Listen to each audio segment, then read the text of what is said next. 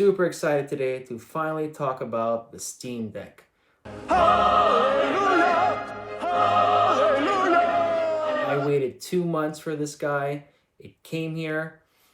It made it safe. It's undamaged. Here it is. Super excited to talk about it today. Is it perfect? No, it's not. Far from it. That's gotta hurt! But do I like it?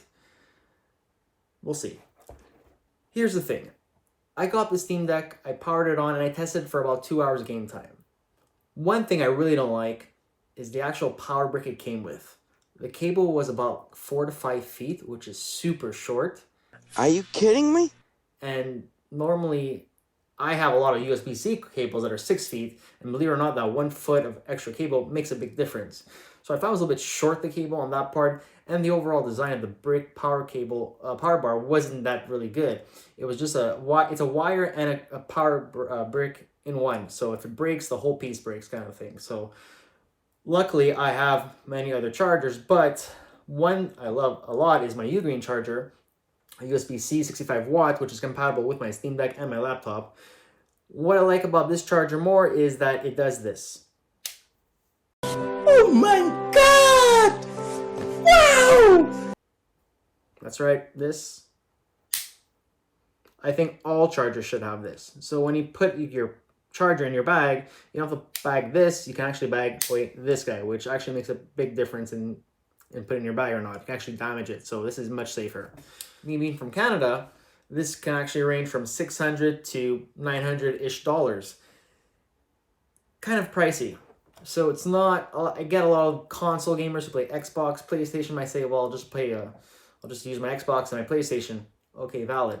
But this device is really meant for people who want to have their games on the go and actually do a little bit more than just play games, which is kind of cool. I played 2 games, Left 4 Dead, a simple point and shoot game, and one of my favorite games right now is 7 Days to Die. A game that requires much more skill and a lot more key bindings and keys to memorize as playing. So when I played 7 Days to Die on the Steam Deck, yeah, the performance wasn't as good as playing it on PC, and it's a little bit challenging using playing, PC games on my keyboard for X amount of years and going to a joystick system here.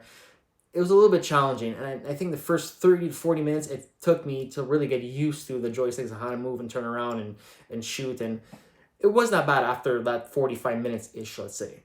But overall, I was becoming more and more happy as I was playing on with it. Battery life is as good as some of those ultra laptops can last 10 to 12 hours.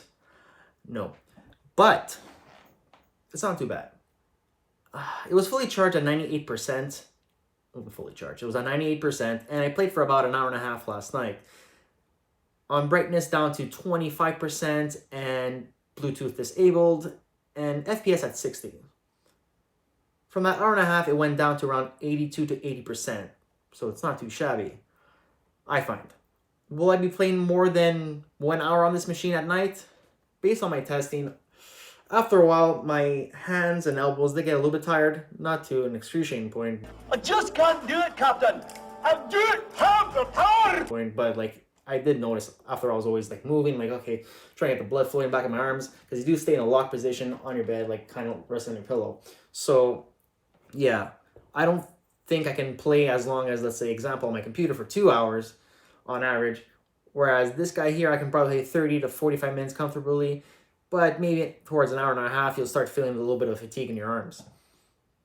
Something to think about. Is the Steam Deck for everyone? No, it's not. This is not like a Nintendo Switch or any other easy device. You just power it up and there you go, it's easy. It's a little bit of a learning curve here. You really gotta understand what it is and all its potential it really has. Yeah, you can log into Steam and play some games, but it can do so much more. It's also a Linux box. It's a Linux OS in here, so you can actually use it as a desktop, and you also play a lot of emulators. So that's kind of cool too, but it takes some tuning around and some researching, Google search, as everyone knows. But yeah, it's not just for anyone. And let's talk the model I chose. I chose the base model, 64 gigabytes of eMMC memory. Reason being, after research, you can actually open this up like a laptop and add an SSD in there. And for the time being, I just added a 256 gigabyte SD card that cost me $45. Now, who will be using this machine and why? Well, obviously a gamer, but on what circumstance? Who would use this? How they would use this? I personally would use this at home, at night in my bed. Sometimes it's hard to come out all the way downstairs and open my computer and just start gaming late at night. Whereas, just power this guy right on. It's next to your bed, and there you go. You're good to go. So it's more designed, for me, at night, just before going to bed, kind of thing.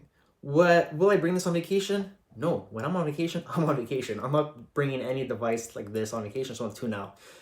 But that being said, there are some people saying, yeah, but you have to buy like a 1 terabyte card because games are of 100 gigs and 128 gigs each. Some games are very heavy on space. Very true. But here's the thing. You can buy yourself a 256 gigabyte card, which is very cheap to buy right now.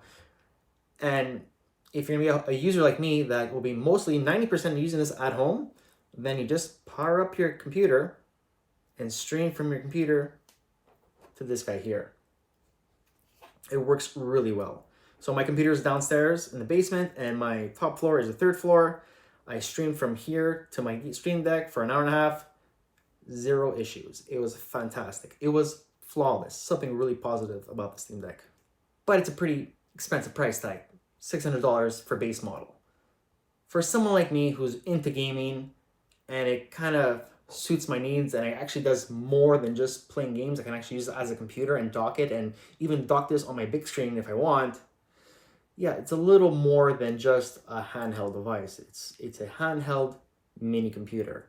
And for that, I think it's worth it. If you want to help me out, please hit the subscribe button, like my videos, make a comment, suggest other interesting topics that you guys want me to talk about. I'll be more than happy to do it. So until then, thank you again. Hit the subscribe button. Us.